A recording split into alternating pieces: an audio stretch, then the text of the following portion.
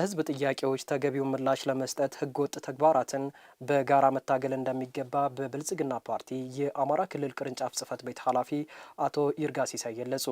አቶ ይርጋ ይህንን ያሉት የአማራ ክልል ከፍተኛ የስራ ኃላፊዎች ከኮምቦልቻ ከተማ የንግዱ ማህበረሰብ አባላት ጋር ውይይት ባደረጉበት ወቅት ነው። ደጀን አምባቸው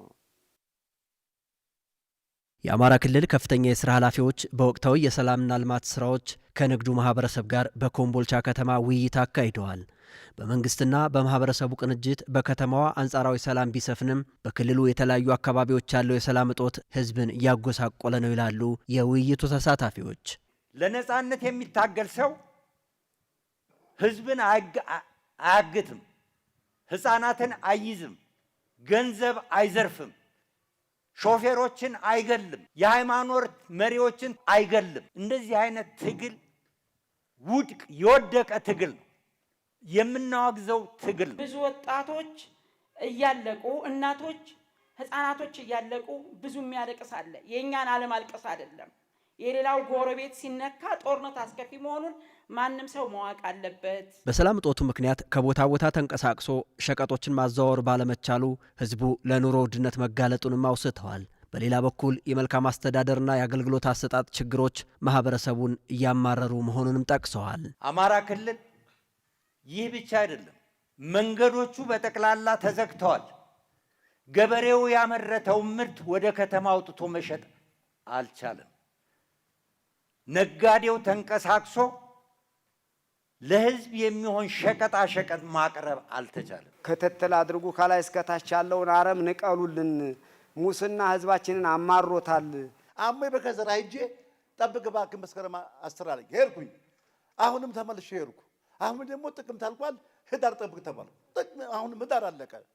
እንዲህ ነው አቅጣጫቸው። ትጥቅ ሳይዙ በሚሰሩት አስከፊ ስራ ህዝብን ወደ ከፋ ጎዳና እየወሰዱት የሚገኙ አሉ። ህዝብ ምን ይላል የሚል አስተዳዳሪ በየዕለቱ በህዝብ መካከል መገኘት አለበት። ሰላም ወዳድና ሰርቶ ለመለወጥ የሚጥር የንግድ ማህበረሰብ ያለውን ያህል በመካከል በጫካ ላሉ ኃይሎች የመረጃና የስንቅ ምንጮች መኖራቸውም በውይይቱ ተነስቷል። የኮምቦልቻ ከተማ አስተዳደርን ያደገችና ለነዋሪዎቿ ምቹ እንድትሆን ሰፊ ድጋፍና ክትትል እየተደረገ መሆኑን የገለጹት በብልጽግና ፓርቲ የአማራ ክልል ቅርንጫፍ ጽህፈት ቤት የአደረጃጀት ዘርፍ ኃላፊ ፍስሐ ደሳለኝ የንግድ ስርዓቱ በነጻነት እንዲንቀሳቀስ መስራት ቀዳሚ ሊሆን ይገባል ብለዋል።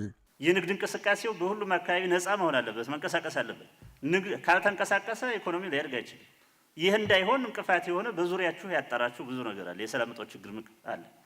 ምርት በአግባቡ ተመርቶ ወደዚህ እንዳይገባ የኮምቦልቻ ኢንዱስትሪዎችን በአቅማቸው ልክ ሸቀጥ ግባት አምርተው ሸቀጥ ወደ ገጠሩም ወደ ውጭም ወደ ሀገሪቱ ገበያም እንዳይልኩ የሚያደርጉ ብዙ ችግሮች ስላሉ ይሄ ሰላም እጦት ብዙ ዋጋ ህዝባችን እያስከፈለ ስለሆነ ይሄንን በአግባቡ ተገንዝበን የድርሻችን ለመወጣት ርብርብ እናደርግ ይገባል። በመልካም አስተዳደር የተነሱ ችግሮች በየደረጃው እንዲፈቱ ጥረት ይደረጋል ያሉት አቶ ፍስሐ ህዝብን የሚያማርሩ ህገወጥ ነጋዴዎችን በጋራ እንታገል ብለዋል።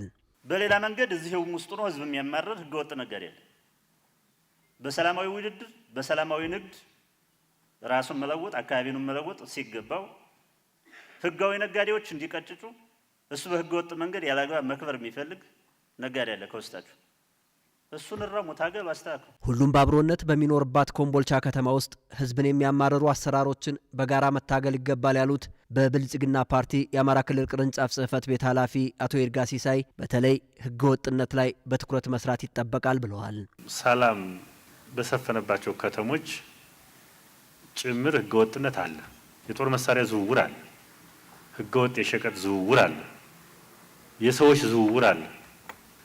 ህገወጥነት መገለጫው ብዙ ነው። እንደውም አንዱ ኮምቦልቻ ከተማ በቀጣይ ትኩረት አድርጎ መስራት ያለበት ይሄ ነው። ህገወጥነትን በጥናት ላይ የተመሰረተ ትግል እና መጋፈጥና ማስተካከል ከኮምቦልቻ ማህበረሰብ የሚጠበቅ ነው። በተለይ ደግሞ መሪዎቹ እና የሚመለከታቸው አካላት ላይ የሚጠበቅ ነው። አሁን ለከተሞች ፈተና እየሆነ የመጣውን የመልካም አስተዳደር ችግሮች ፓርቲው በልዩ ትኩረት የሚሰራበት መሆኑንም አስገንዝበዋል።